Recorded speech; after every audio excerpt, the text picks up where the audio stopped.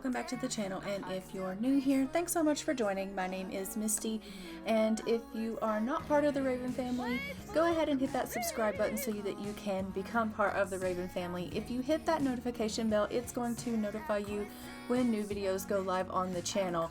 So without further ado, let's go ahead and jump into another episode of our Crybaby Whims. So as you can see, we are just picking up right where we left off. Elias and Cassiopeia just got down and dirty together, and it does look like Karina has come in and she is having a conversation with Elias, and she just asked him if she could eat dirt, and he was like, no, you can't. Dirt is very unhealthy.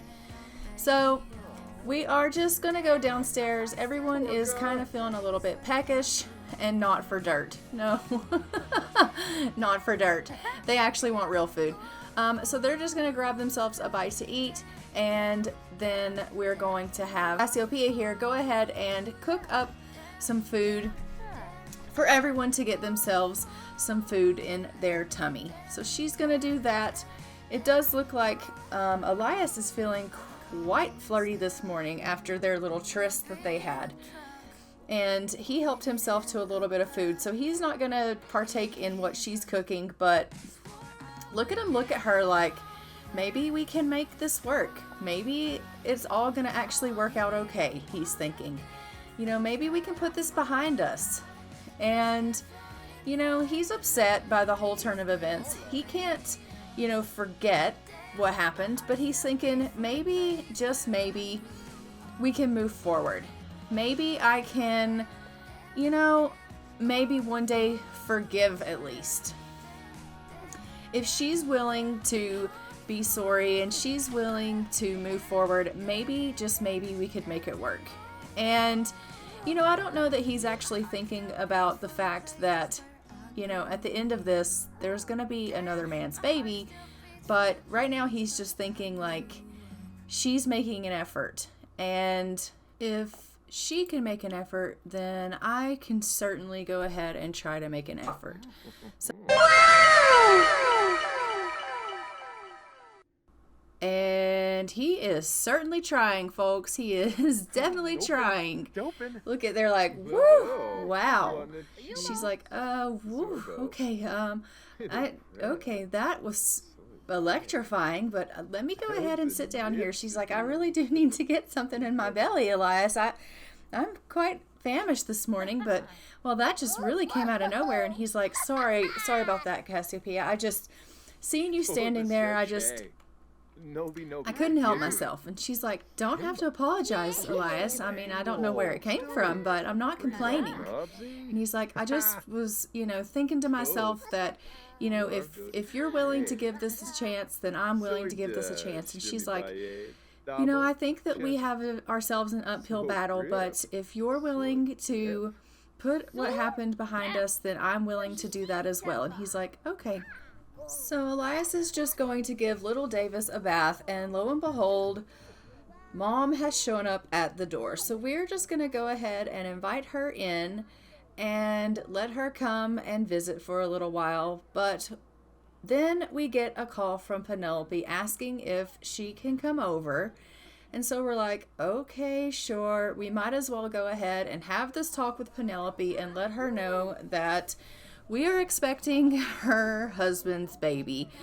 Because, you know what? We might as well let everyone know at the same time. I mean, everyone but Penelope knows at this point, and she's gonna find out sooner or later, so she might as well find out from us. So we go upstairs to talk to our sister, and we just tell her, look, sis, there's something we have to let you know, and that is that we're expecting a baby, and Greg's the father. And she's like, what? How dare you? How could you do this to me? And she's like, well, I mean, in all honesty, Penelope, you did it to me first. And she's like, Cassiopeia, we were children when that happened. And she's like, yeah, but it still hurt me. You knew how much I loved him. And she's like, oh, please. You were children. He's my husband. And she's like, I'm in love with him. And she's like, well, you have a husband, so you can't be in love with my husband.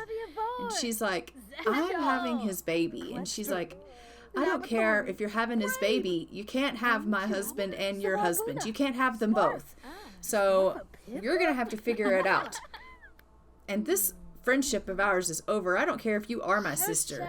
You and I, we're done. I don't want to have anything to do with you. I can't even look at you. And she's like, what do you mean you can't even look at me? I'm your sister. Like, that doesn't even make sense. You're talking insanity. And she's like, no, honestly, Cassiopeia, you have crossed the line. I can't even look at you. And so she walks away. And as you can see, Cassiopeia is just kind of sitting here thinking to herself, like, what have I done? I have, hurt Elias. I've hurt Greg. I am supposedly a people person, but her friendships are falling apart so easily. And her friendships are slipping through her fingers. And she feels bad for losing her friends. She's got some back pain from her pregnancy. She's craving rich food. But she is really taking it hard that she's losing her friendships, that she can't seem to hold on to her friends. And she has a shared sadness from seeing people that she cares about suffering.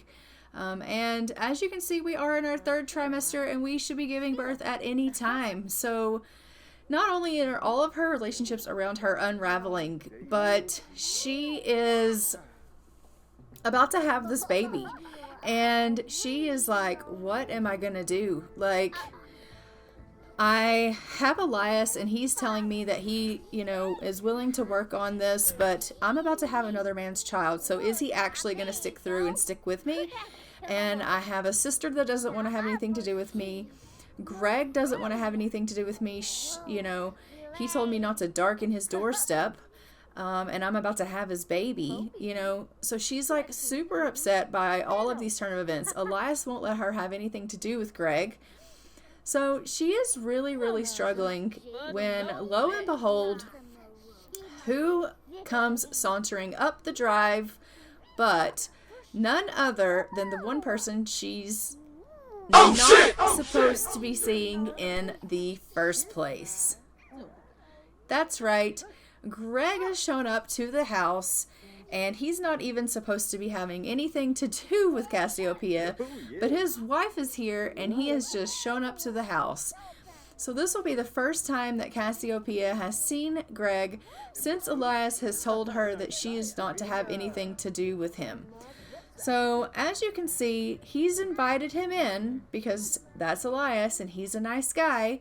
But we're going to see how Cassiopeia reacts to Greg being in the house and if she can behave herself when she's in the company of him. Because this is the first time she has seen him since Elias has told her she has to cut all ties with him. And to be completely honest, I don't know that she's going to be able to do that because as we know, she's carrying his baby and she's in love with him. And so is she going to be able to behave herself? Who knows? It would seem not. It would really seem like she can't behave herself at all.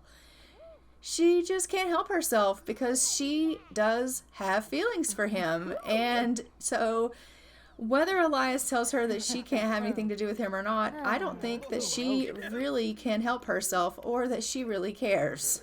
So everyone is just kind of sauntering around the house. She is sitting here and she's just flirting with him and conversing with him, and they're carrying on. And Elias is in the other room talking with her dad, not even aware of the fact that she is in here flirting away with the father of her unborn child. And if he knew, he would probably be very, very upset, but he is, not even aware that this is happening.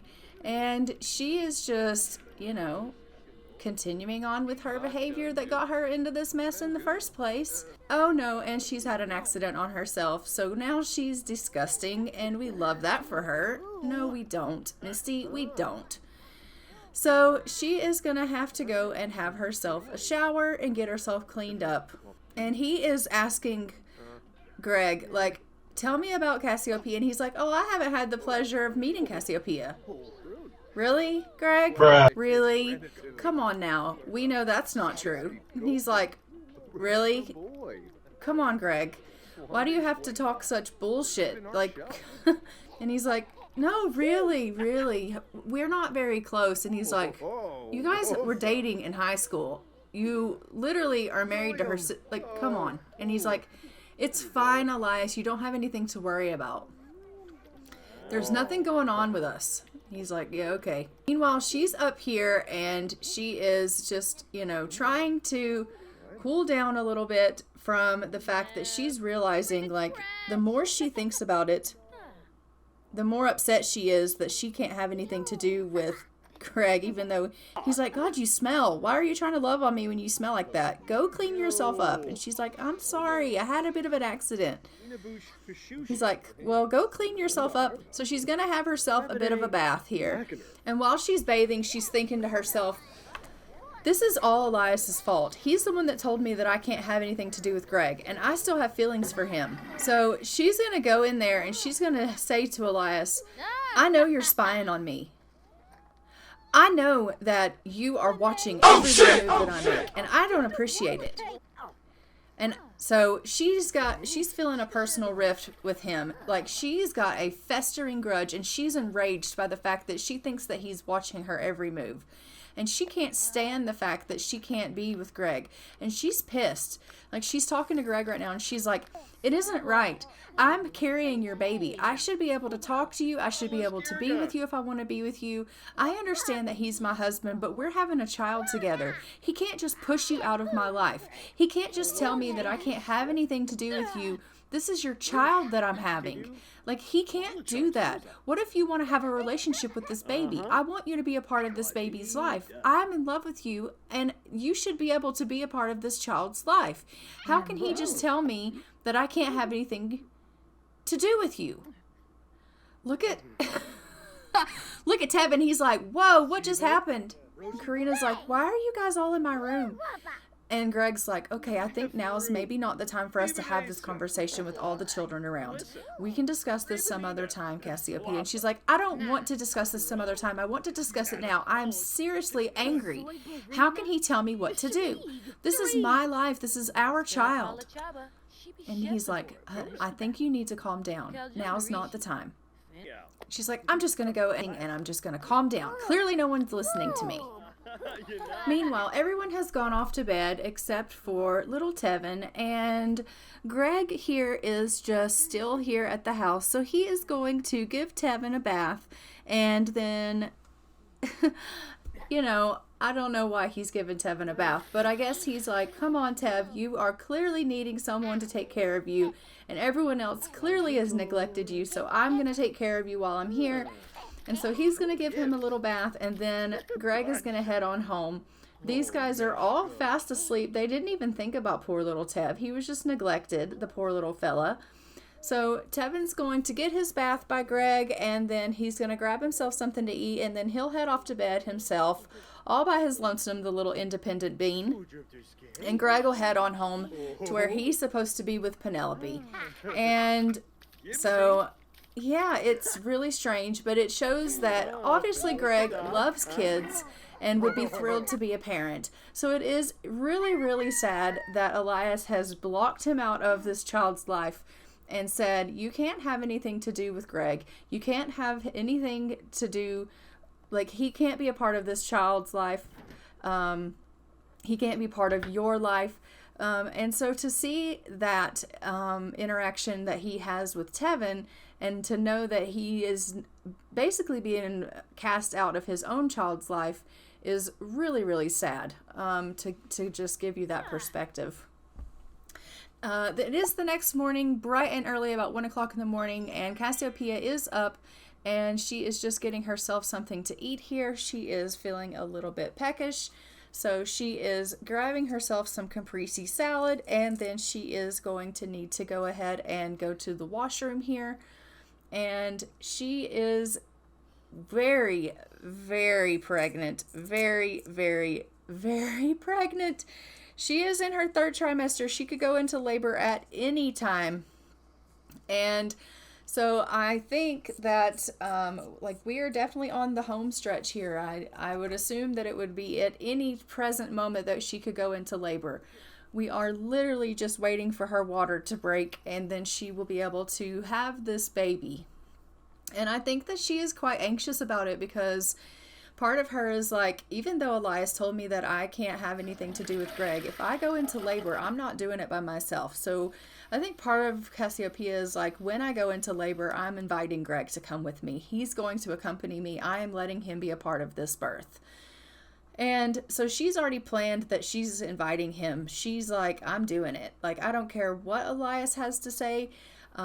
This is his baby, and I want him to be a part of this baby's life, period. So she's already kind of come to that realization in her head that, you know, he may not be able to be with her. She may not be able to be with him, but this is his baby. And so that is just the way it's going to be in her head. So she's decided to come out here and play a little bit of basketball. Sometimes she does that. I don't really know why she just randomly comes out and plays, but we do know that she does like to do some weird things like that. It's either basketball or the punching bag, but she randomly comes out and does some fitness things. That just is the way that Cassiopeia is. And, you know, it is one of those weird quirks with her that we just happen to love.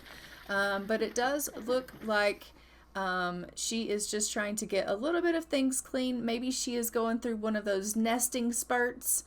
But, yeah, she's definitely cleaning up around here. And I am hoping that it is because she is about to go into labor. Because, honestly, it has been a very, very long pregnancy, and a stressful one at that. And it does look like she has just decided to come in here and brush her teeth. And now it looks... Yep, we have gone into labor. Cassiopeia is bursting with anticipation to meet her new bundle of joy. So she is like, oh my gosh, it's time for us to go to the hospital. So she's going to head over to the hospital. She's going to go ahead and call Greg up and let him know that it's time to go to the hospital. And we're going to head over. So we have officially arrived at the hospital, and she is talking to the obstetrician, and she's just like, look, I am in labor and I need to get checked in. And so they're going to put her in a gown, and they're going to get her all checked out here and get her ready to deliver this baby. She has opted for a surgical birth, so she's not going to be going through the whole hoopla of a natural birth and all of that. So they've got her checked in and everything, and now it is time to give birth to the baby. So she is in the surgery machine, and we are just waiting for the doctor to go ahead and get this baby out of her. What is this doctor doing other than sparking? I'm not sure. It looks like this doctor has been struck by lightning, and it's a boy. So let's go ahead and go to the wheel and give it a spin and see what this baby's name is going to be. This baby's name is going to be Landon. So we are going to name this baby Landon, and we are actually going to name the last name Cruz. And the reason for that is I think that she is adamant that she wants this baby to be part of Greg's life. So she's actually going to give this child its father's name. So this baby's name is Landon Cruz. She's not going to give it the Talbot name. Even though she's married and her name is Talbot, she's going to give the baby the Cruz name. So we officially have ourselves a little baby boy by the name of Landon Cruz. And Greg was here somewhere. I'm not sure where. He actually didn't come in to be with her, which wasn't ideal or what she had planned. She really did want him to be here for the birth of his son, but he was just wandering around the hospital somewhere. So just goes to show that we are stuck in this machine.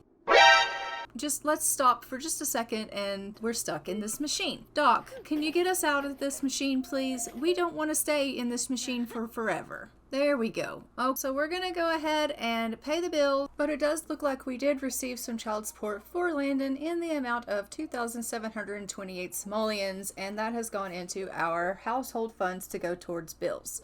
So that's great news. And so let's go ahead and go on upstairs. What you doing, Cassiopeia? You need to get up here and you need to take care of your little baby. We have a Davis that is crying, and you know, things in this house are probably about to go off the rails. We have us a new baby in town, and you know, I don't know, I just see that things are probably not going to go well. So she's going to go ahead and love on little Landon, and we're going to see how things go. And if the others in the household are as accepting of Landon's new arrival as she is. We know she is ecstatic about having him in the house and in her life. But I can't say that everybody else is going to feel the same. As we know, Elias knows that that isn't his son. And so he may not be feeling exactly the same as she is. And the children don't necessarily know that that isn't their full sibling, that it's a half sibling. They aren't going to be any the wiser about that. But as we do know, sometimes children don't necessarily want another sibling. And we do know that Karina struggles with the fact that her mom has children often. And so we do know that that could be an issue, that she's going to be upset that there's another baby in the house. So we're just going to have to take a look and see how the other members of the family feel about Landon's arrival. Elias is like, oh, there's another baby in the house. Okay, right? But he's not necessarily thinking about the fact that this baby is in the house but not his. But I do think he is going to start kind of remembering, oh right, that's not my kid. The more he, you know, starts dealing with his own children, he's going to kind of think about, why didn't I go to the hospital with her? Why didn't she tell me that she was in labor? Oh yeah, probably because it's not my kid. Yeah. And so he says, you know what, Cassiopeia, I was thinking about this, and I can't do this. Oh shit! I can't do what? And he's like, I can't accept that this child that you just had, like, I can't accept it. What do you mean you can't accept it? I can't accept this child as my own. Ever. You can't accept this child. Yeah, I can't accept this child as my own.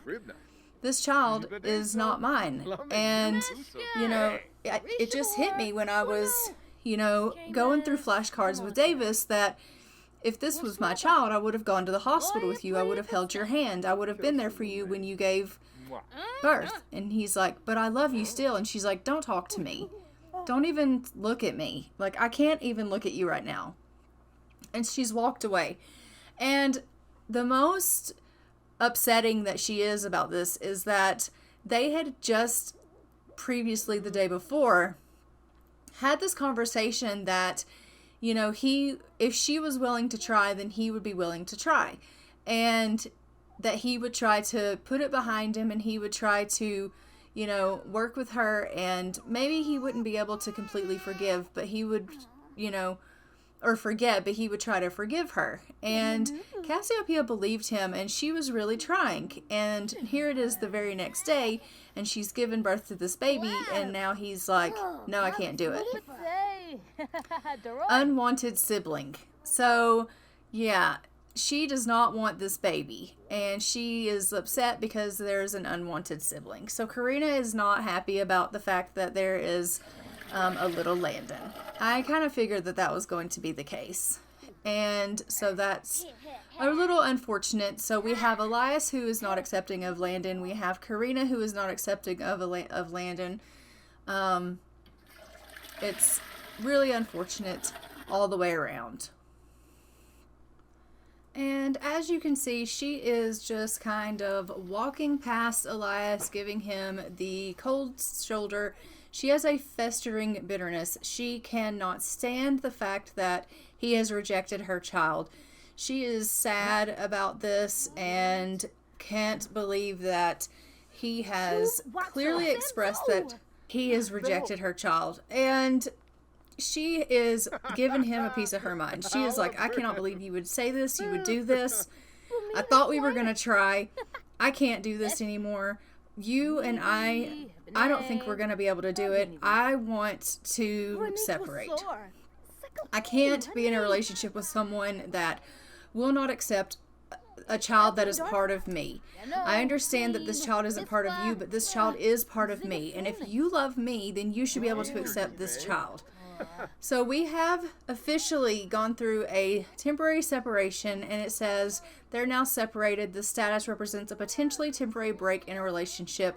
They can let things drift and eventually decide to give up on this relationship, or they can fight for it to save this love. This interaction will have various types of things that they will be able to do. So they are officially temporarily separated. Now, that doesn't mean that they can't get back together. They possibly could. And he feels that she's a hypocrite. But the thing is he's aggravated and he's very angry because he feels that she's a hypocrite. But the thing is like, she was trying, and he told her that he was trying, and then he turned right around and was like, oh, well, I'm trying, but not where this is concerned. So she's done with it. So he is now temporarily moved out of the home. We are just now with the kids and Cassiopeia, and she is just going to go over here and talk to Karina and just tell her, like, please don't make a mess. It's just me and you guys now. Dad has temporarily moved out, and I am really sorry for that. I understand that it is a lot for you guys to understand and a lot for you guys to take in. Please know that this doesn't have anything to do with you kids. Your dad and I both love you guys very, very much. This doesn't have anything to do with you guys. This has everything to do with your dad and I. But please, don't be making messes, and please clean this mess up that you just made. And they're just going to have a talk. She's going to, express her love to Karina and make sure that Karina does know that, she is sorry for the events, and that, Elias is no longer in the house, and that she does, love Karina, and just try to comfort the kids best she can. Because this would be, a sudden change for the children to not have their dad in the house all of a sudden.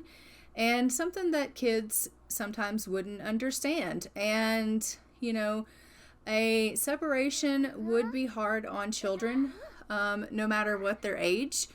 They wouldn't understand, and she doesn't want them to, feel that it's their fault. Because sometimes kids do feel like they're the cause of a parent leaving, and she doesn't want her kids to feel that way. So she's just trying to make them know that they're loved, and this doesn't have anything to do with them. So she's asking her, like, what are you going to do today?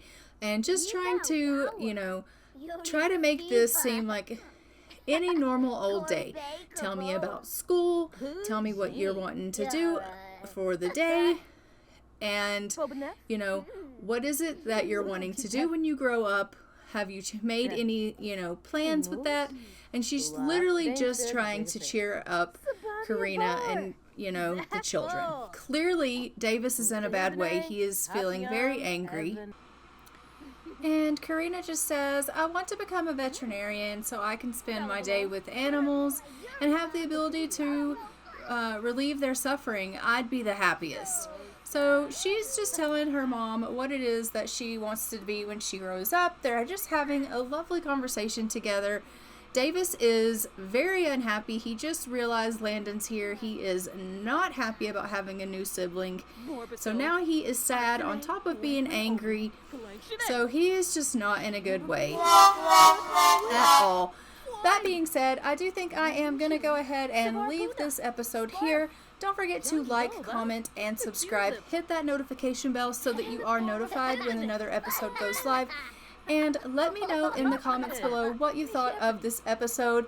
What do you think of the way that Elias handled Landon's coming and of their separation? Did you think that Cassiopeia did the right thing by going ahead and letting Greg go to the delivery with her and giving Landon Greg's last name? Or should she have called him a Talbot and hoped that Elias would come around eventually? I don't know. Maybe she kind of spurred this on herself, and maybe she's to blame for some of the reasoning that he could never accept the baby. I don't know. Let me know what you guys think in the comments below, and I will see you guys in the next one. And until then, I am going to go ahead and fly for now. But until then, bye, Ravens.